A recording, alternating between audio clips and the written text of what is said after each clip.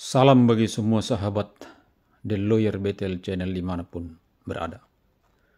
Saya menyapa sahabat dalam satu diskusi atau topik ringan menyangkut dua berita yang diambil oleh The Lawyer Bethel Channel beberapa waktu lalu yang viral dan membuat kita gelisah atau kita khawatir, was-was akan adanya bencana yang mengerikan, yang menakutkan kita di daerah Jabodetabek. Yang pertama menyangkut adanya ramalan cuaca yang dilakukan oleh BRIN. Dalam hal ini diramalkan sekitar tanggal 28 Desember yang lalu akan ada bencana angin kencang, hujan deras, dan berbagai lainnya diiringi oleh hal itu yang bisa mengakibatkan kerusakan di daerah Jabodetabek dan banjir.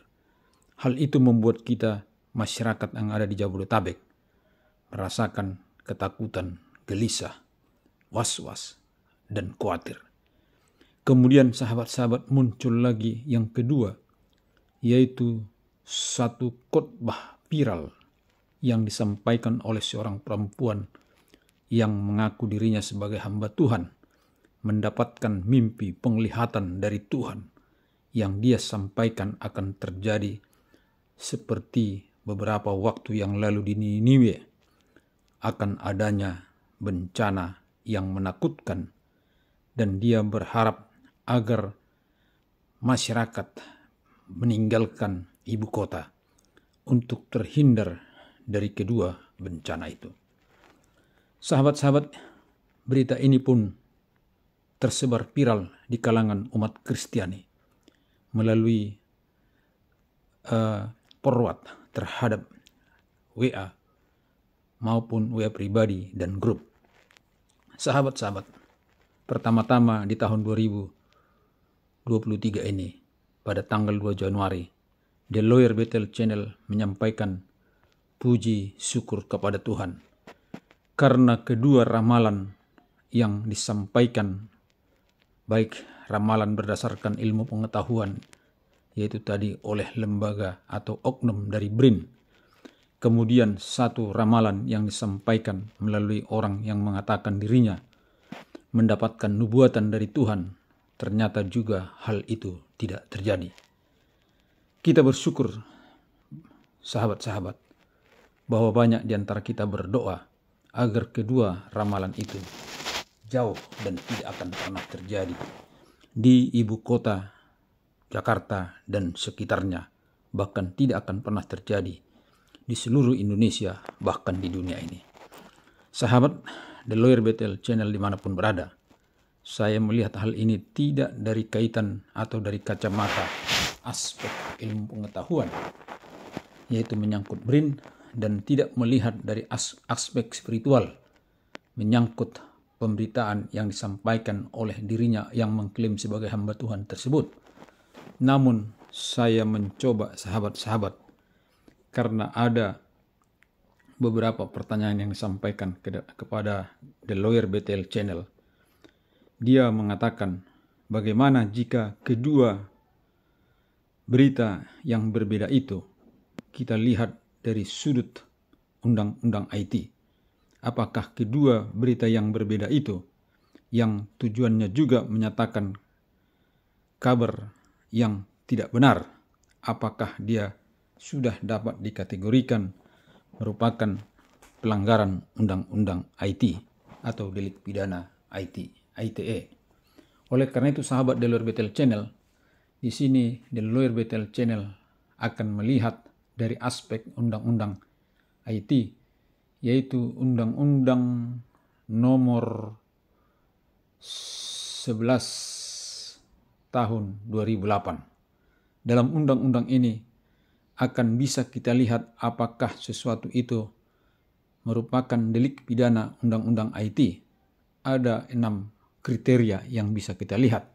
Antara lain, 1. Jika berita bohong bermuatan kesusilaan, maka dapat dijerat dengan pidana berdasarkan pasal 27 ayat 1. Undang-Undang ITE.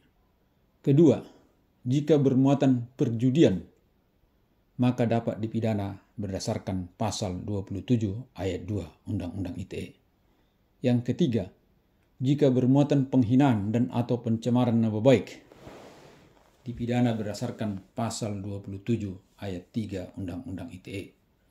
Yang keempat, jika bermuatan pemerasan dan atau pengancaman, pidana penjara, dipidana berdasarkan pasal 27 ayat 4 Undang-Undang ITE.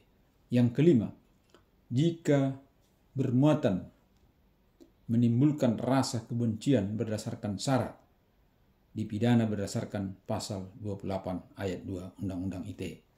Dan yang keenam, sahabat-sahabat, jika bermuatan ancaman kekerasan atau menakut-nakuti yang ditujukan secara pribadi, dipidana berdasarkan pasal 29 Undang-Undang ITE.